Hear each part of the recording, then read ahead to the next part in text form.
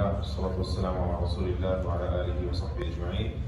The next section in our discussion on nawafil or sunan muakkada, the emphasized and routine sunan, voluntary prayers associated with the salah.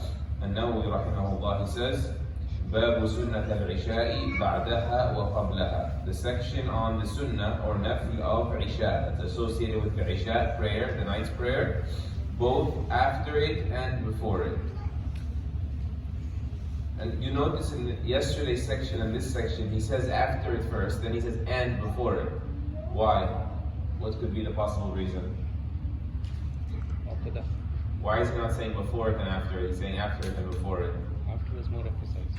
Yes, because in Maghrib and Isha, the two rak'ahs after are mu'akkad, they are extra emphasized.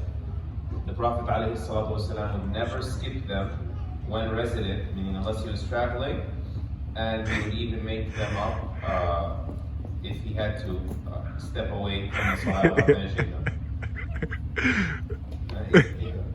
I bet someone put shoes on first. It was a funny video. So, and he says we already covered in the hadith of Abdullah ibn Umar, which was previously mentioned because it contained all of the sunan, right?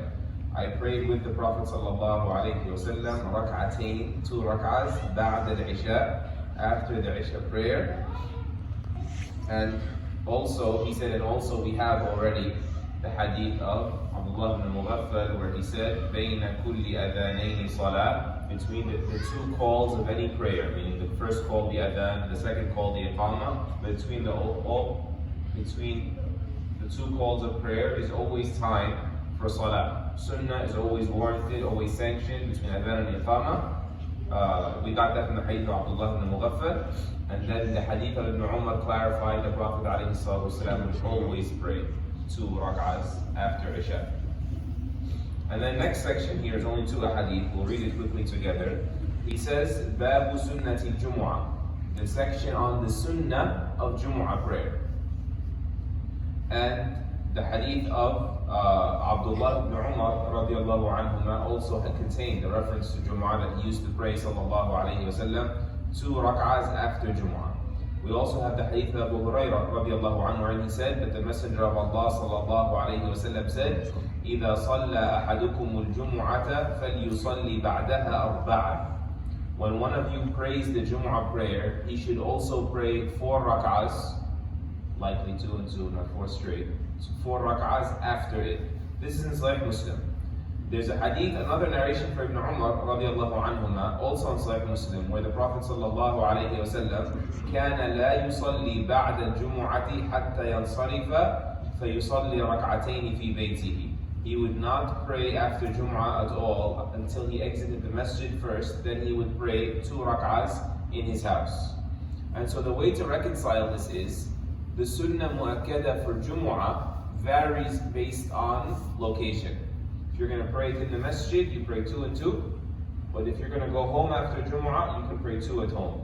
And perhaps this discount, or this coupon, or this reduction, the wisdom in it is what? To encourage praying at home. Because the Prophet ﷺ in many hadiths said, don't turn your houses into graveyards, illuminate your homes with salah. And he said in a very clear hadith, the best prayers a person can make are the prayers in his home. Meaning we should shut down the masajid. No, I wouldn't say that. Bad joke, right? In his home, غَيْرَ الْمَكْتُوبَةِ, aside from the prescribed prayers. And so you should always look to pray at home. This is encouraging you to get home and only pray 2 because it's at home, so on and so forth. Obviously, because at home, you are setting that precedent and bringing, invoking that barakah in your home of praying at home. Also, you're setting an example for your family.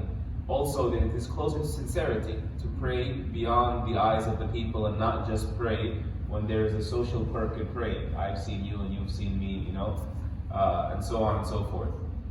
And so the sincerity is also another reason, another wisdom there for encouraging the prayers at home. And so the way you think about it is, will I pray if I get home? Or I'm going to just get lazy? In that case, better pray the 2 rak'ahs or the 4, whatever sunnah we're talking about here, better than nothing, right?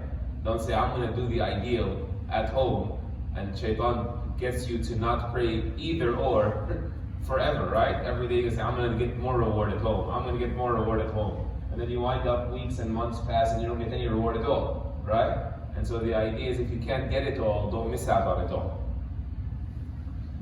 Pray your 2 rak'ahs wherever you can, ideally at home. And this hadith even shows that you can even reduce it a bit because there will be greater quality at home. Even if the quantity is less, it will not harm you. And Allah Azza wa Jalla knows best. وصلى الله وسلم وبارك على نبينا محمد وعلى آله وصحبه أجمعين.